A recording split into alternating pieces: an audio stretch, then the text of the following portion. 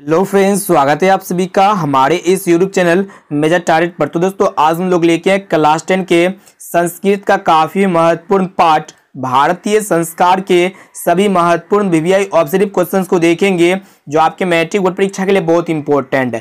तो दोस्तों आप भी इस बार मैट्रिक बोर्ड परीक्षा देने वाले हैं ना, तो ये भारतीय संस्कार के सभी ऑब्जेक्टिव पर्सन को जरूर देखिएगा। और इसमें जो हम लोग ऑब्जेक्टिव पर्सन को सिलेक्ट किए हैं ना, टोटल 25 ऑब्जेक्टिव पर्सन को देखेंगे। और ये जो 25 ऑब्जेक्टिव पर्सन है ना, आपके मैट्रिक बोर्ड परीक्षा में ये प्रश्न जो है ना बार बार पूछे जाते हैं। तो दोस्तों अगर आप भी इस बार मैट्रिक बोर्ड परीक्षा देने वाले ना, इस वीडियो को संपूर्ण शुरू से लेकर आखिरी तक जरूर देखिएगा। और दोस्तों ये जो 25 ऑब्जेक्टिव पर्सन है ना, सभी प्रश्न आपका एनसीईआरटी के न्यू पैटर्न पर आधारित है। तो फ्रेंड्स फटाफट से वीडियो को लाइक कर दीजिएगा। अगर चैनल पर नए हैं ना, तो प्लीज चैनल को सब्सक्राइब करके बेल आइकन को प्रेस करके ऑल पर जरूर सेलेक्ट कर लीजिएगा, ताकि जब भी लाइव क्लास हो ना तो आपको नोटिफिकेशन पहुंच जाए और नोटिफिकेशन के थ्रू से जो है ना आप लाइव क्लास कर सकते हैं। इसलिए सब्सक्राइब करके जो है ना बेल आइकन को प्रेस जरूर कर लीजिएगा। तो फ्रेंड्स फटाफट से वीडियो को लाइक कर दीजिएगा। तो देखते हैं यहाँ पे आज का प्रथम प्रश्न। तो आइए फ्रेंड्स देखते हैं यहाँ पे आज का फर्स्ट प्रश्न क्या कराए कि संस्कार कितने होते हैं। बहुत ही महत्वपूर्ण प्रश्न है और काफी बार आपके मैट्रिक बोर्ड परीक्षा में पूछा भी जा चुका है। तो दोस्तों ऑप्शन ए में आपका दिया हुआ 10 या फिर 15 या फिर 16 या फिर 18। तो दोस्तों संस्कार जो होते हैं ना 16 होते हैं। ऑप्शन नंबर सी जो है ना बिल्कुल से उत्तर हो जाएगा। दोस्तों ये प्रश्न बहुत इंपॉर्टेंट है, काफी बार आपके मैट्रिक बोर्ड परीक्षा में जो है ना पूछा जा चुका है। अब आइए फ्रेंड्स देखते हैं यहाँ पे 2 नंबर प्रश्न। ये भी प्रश्न काफी महत्वपूर्ण है। क्या कराए कि संस्कार को कितने भागों में बांटा गया है। ये प्रश्न मोस्ट इंपॉर्टेंट है।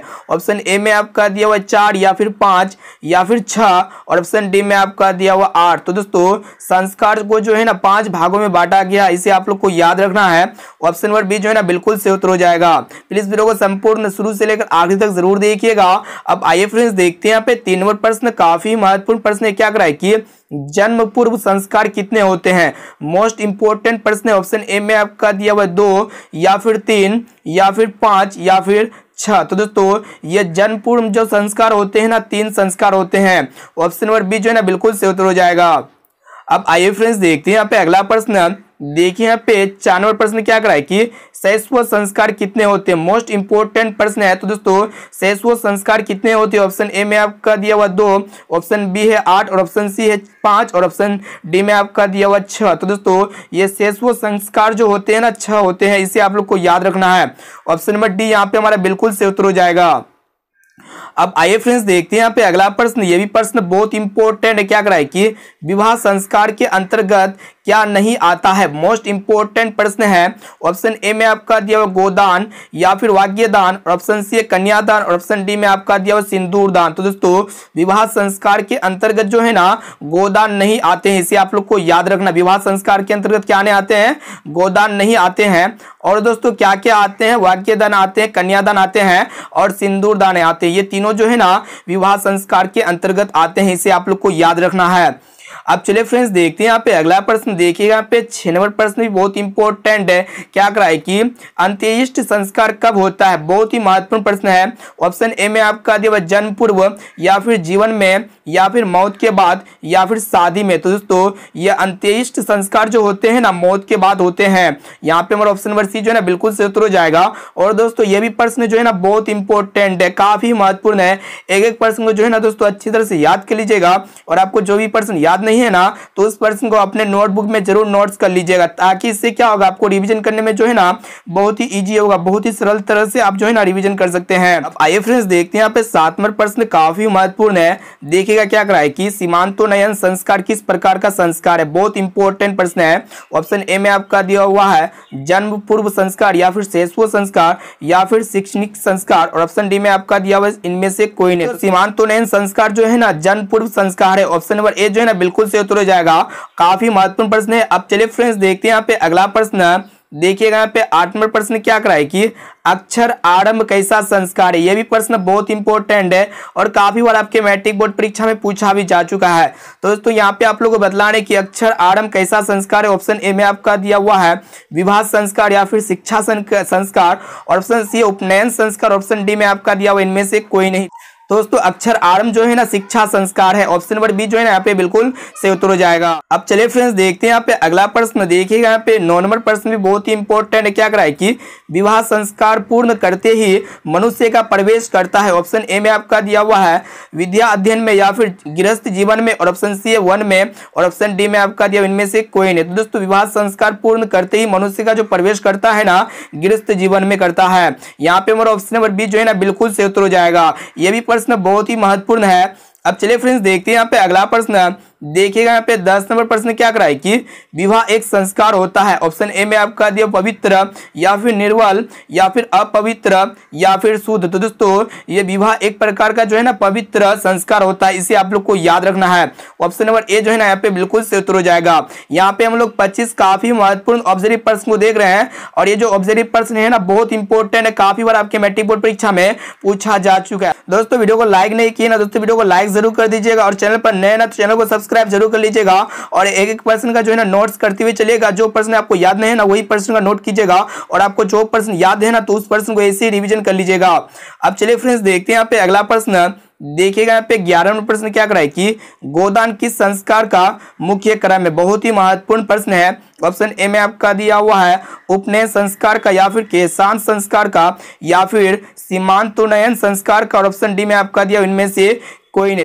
दोस्तों गोदान जो है ना केशांत संस्कार का मुख्य क्रम है। ऑप्शन नंबर बी जो है ना बिल्कुल सही उत्तर हो जाएगा। अब चलिए फ्रेंड्स देखते हैं यहाँ पे अगला प्रश्न। देखिएगा यहाँ पे 12 नंबर प्रश्न क्या कराए कि कन्यादान किस संस्कार में होता है। बहुत ही महत्वपूर्ण प्रश्न है। ऑप्शन ए में आपका दिया उपनयन संस्कार में या फिर केशांत संस्कार में या फिर विवाह संस्कार में, ऑप्शन डी इनमें से कोई नहीं। तो दोस्तों ये कन्यादान जो संस्कार होता है ना किस संस्कार में होता है, विवाह संस्कार में होता है, इसे आप लोग को याद रखना है। ऑप्शन नंबर सी जो है ना बिल्कुल सही उत्तर हो जाएगा। अब आइए फ्रेंड्स देखते हैं यहाँ पे अगला प्रश्न। देखिएगा यहाँ पे 13 नंबर प्रश्न क्या कराए कि जात कर्म किस संस्कार में होता है। बहुत ही महत्वपूर्ण प्रश्न है। ऑप्शन ए में आपका दिया हुआ जन्म पूर्व संस्कार में या फिर शिक्षा संस्कार में, और ऑप्शन सी है शैशव संस्कार में, ऑप्शन डी में आपका दिया विवाह संस्कार में। तो दोस्तों ये जात क्रम जो होता है ना शैशव संस्कार में होता है, इसे आप लोग को याद रखना है। ऑप्शन नंबर सी जो है ना बिल्कुल सही उत्तर हो जाएगा। अब चलिए फ्रेंड्स देखते हैं यहाँ पे अगला प्रश्न। देखिएगा यहाँ पे 14 नंबर प्रश्न बहुत इंपॉर्टेंट है। क्या कराए कि नामकरण किस संस्कार के अंतर्गत आता है। बहुत ही महत्वपूर्ण प्रश्न है। तो दोस्तों यहाँ पे आप लोग को बतलाना है कि नामकरण जो है ना किस संस्कार के अंतर्गत आते हैं। ऑप्शन ए में आपका दिया जन्म पूर्व संस्कार में या फिर शिक्षा संस्कार में या फिर शैशव संस्कार में, और ऑप्शन डी में आपका दिया विवाह संस्कार में। तो दोस्तों ये नामकरण जो है ना शैशव संस्कार में आते हैं, यानी कि यहाँ पे हमारा ऑप्शन नंबर सी जो है ना बिल्कुल सही उत्तर हो जाएगा। अब आइए फ्रेंड्स देखते हैं यहाँ पे अगला प्रश्न। प्लीज वीडियो को संपूर्ण शुरू से लेकर आखिरी तक जरूर देखिएगा। दोस्तों वीडियो को लाइक जरूर कर दीजिएगा, और चैनल पर नए हैं ना तो प्लीज चैनल को सब्सक्राइब जरूर कर लीजिएगा, और साथ में जो है ना बेल आइकन मिलेगा और उस बेल आइकन को प्रेस करके जो है ना ऑल पर जरूर सिलेक्ट कर लीजिएगा। और दोस्तों जो भी प्रश्न आपको याद नहीं है ना तो उस प्रश्न को अपने नोटबुक में जरूर नोट कर लीजिएगा, ताकि आपको जो है ना रिविजन करने में काफी सरल होगा। तो आइए देखते हैं यहाँ पे 15 नंबर प्रश्न क्या कराए कि शिक्षा संस्कार कितने होते हैं। बहुत ही महत्वपूर्ण प्रश्न है। ऑप्शन ए में आपका दिया हुआ 2 या फिर 3 या फिर 4 या फिर 5। तो दोस्तों ये प्रश्न बहुत इंपॉर्टेंट है, काफी बार आपके मैट्रिक बोर्ड परीक्षा में जो है ना पूछा जा चुका है। तो दोस्तों शिक्षा संस्कार तो है ना 5 होते हैं, इसे आप लोग को याद रखना है। ऑप्शन नंबर डी जो है ना बिल्कुल सही उत्तर हो जाएगा। अब आइए फ्रेंड्स देखते हैं यहाँ पे अगला प्रश्न। देखिएगा यहाँ पे 16 नंबर प्रश्न क्या कराए कि भारत के व्यक्तित्व की रचना कौन करता है। ऑप्शन ए में आपका दिया हुआ आलस या फिर संस्कार या फिर व्यवहार या फिर आचरण। तो दोस्तों भारत की व्यक्तित्व की जो रचना करता है ना संस्कार करता है। ऑप्शन नंबर बी जो है ना बिल्कुल सही उत्तर हो जाएगा। अब चलिए फ्रेंड्स देखते हैं यहाँ पे अगला प्रश्न।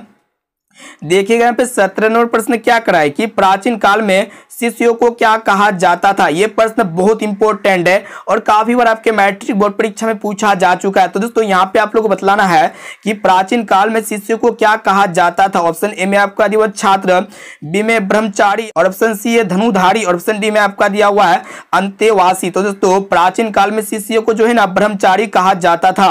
ऑप्शन नंबर बी यहाँ पे हमारा बिल्कुल राइट आंसर हो जाएगा। अब चलिए फ्रेंड्स देखते हैं यहाँ पे अगला प्रश्न, काफी महत्वपूर्ण प्रश्न है। देखिएगा क्या कराए कि प्राचीन काल में ब्रह्मचारी कहाँ पढ़ते थे। बहुत ही महत्वपूर्ण प्रश्न है। ऑप्शन ए में आपका दिया हुआ है गुरु के घर में, या फिर विद्यालय में, या फिर जंगल में, या फिर पाठशाला में। तो दोस्तों प्राचीन काल में ब्रह्मचारी जो पढ़ते थे ना गुरु के घर में पढ़ते थे। ऑप्शन नंबर ए जो है ना यहाँ पे बिल्कुल सही उत्तर हो जाएगा। अब आइए फ्रेंड्स देखते हैं यहाँ पे अगला प्रश्न, काफी महत्वपूर्ण प्रश्न है। देखिएगा क्या करा है कि गुरु के घर में शिष्य किसका पालन करते हुए अध्ययन शुरू करते हैं। ऑप्शन ए में आपका दिया हुआ शिक्षा नियम को, या फिर रीति नियम को, या फिर विधि नियम को, या फिर इनमें से कोई नहीं। तो दोस्तों गुरु के घर में शिष्य जो है ना किसका पालन करते हुए अध्ययन करते हैं, तो दोस्तों शिक्षा नियम का पालन करते हुए जो है ना अध्ययन करते हैं। यानी कि यहाँ पे हमारा ऑप्शन नंबर ए जो है ना बिल्कुल सही उत्तर हो जाएगा। अब चलिए फ्रेंड्स देखते हैं यहाँ पे अगला प्रश्न। देखिएगा यहाँ पे 20 नंबर प्रश्न बहुत इंपॉर्टेंट है। क्या करा है कि मनुष्य का गुण दोष किससे निर्धारित होता है। बहुत ही महत्वपूर्ण प्रश्न है। ऑप्शन ए में आपका दिया हुआ संस्कारों से, या फिर घर से, या फिर पढ़ने से, या फिर व्यवहारों से। तो दोस्तों मनुष्य का गुण जो है ना संस्कारों से निर्धारित होता है, इसे आप लोग को याद रखना है। ऑप्शन नंबर ए जो है ना यहाँ पे राइट आंसर हो जाएगा। अब चलिए फ्रेंड्स देखते हैं यहाँ पे 21 नंबर प्रश्न भी बहुत ही महत्वपूर्ण प्रश्न है। क्या करा है कि शिष्य का प्रथम छोड़क्रम कहाँ होता है। ऑप्शन ए में आपका दिया हुआ अपने घर से, या फिर गुरु के घर से, या फिर दादा के घर से, और ऑप्शन डी है नाना के घर से। तो दोस्तों शिष्य का प्रथम छोड़क्रम जो होता है ना वो आपका गुरु के घर से होता है। ऑप्शन नंबर बी यहाँ पे हमारा बिल्कुल सही उत्तर हो जाएगा। और दोस्तों ये भी प्रश्न जो है ना आपके मैट्रिक बोर्ड परीक्षा के लिए बहुत इंपॉर्टेंट है। अब चलिए फ्रेंड्स देखते हैं यहाँ पे अगला प्रश्न, काफी महत्वपूर्ण प्रश्न को देख रहे हैं। देखिए यहाँ पे 22 नंबर प्रश्न क्या करा है कि शिक्षा समाप्त हो जाने पर गुरु शिष्य को कहाँ भेजते हैं। बहुत ही महत्वपूर्ण प्रश्न है। ऑप्शन ए में आपका दिया गांव में, या फिर वन में, या फिर अपने घर में, और ऑप्शन डी इनमें से कोई नहीं। तो दोस्तों शिक्षा समाप्त हो जाने पर गुरु शिष्य को जो है ना अपने घर में भेजते हैं। ऑप्शन नंबर सी जो है ना बिल्कुल सही उत्तर हो जाएगा।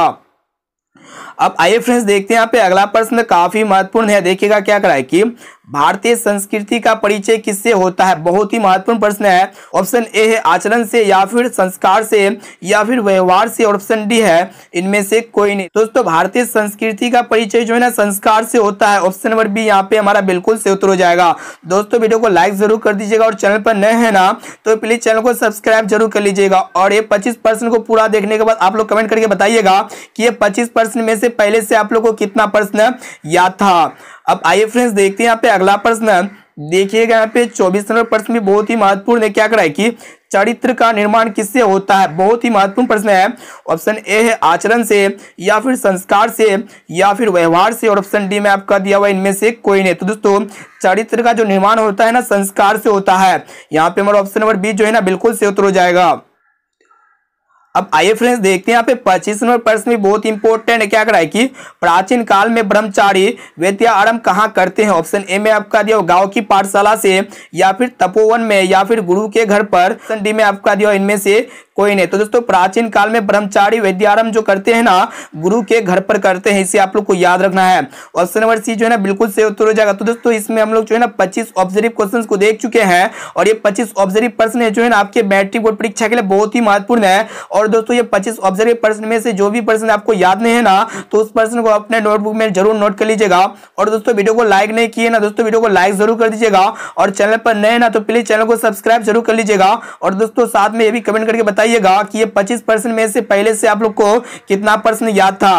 अब आइए फ्रेंड्स देखते हैं यहाँ पे आज का होमवर्क प्रश्न जो स्पेशली आपके लिए ही लिया गया है। देखिएगा क्या करा है कि वास्तविक आलसियों की संख्या कितनी थी। इसका जवाब जो है ना आप लोग को कमेंट करके बताना है। ऑप्शन ए में दिया हुआ है 5, या फिर 6, या फिर 4, या फिर 3। तो दोस्तों बताइए यहाँ पे कि वास्तविक आलसियों की संख्या कितनी थी। इसका जवाब जो है ना आप लोग कमेंट करके जरूर बताइएगा। और दोस्तों वीडियो को लाइक जरूर कर दीजिएगा, और चैनल पर नए ना तो प्लीज चैनल को सब्सक्राइब जरूर कर लीजिएगा।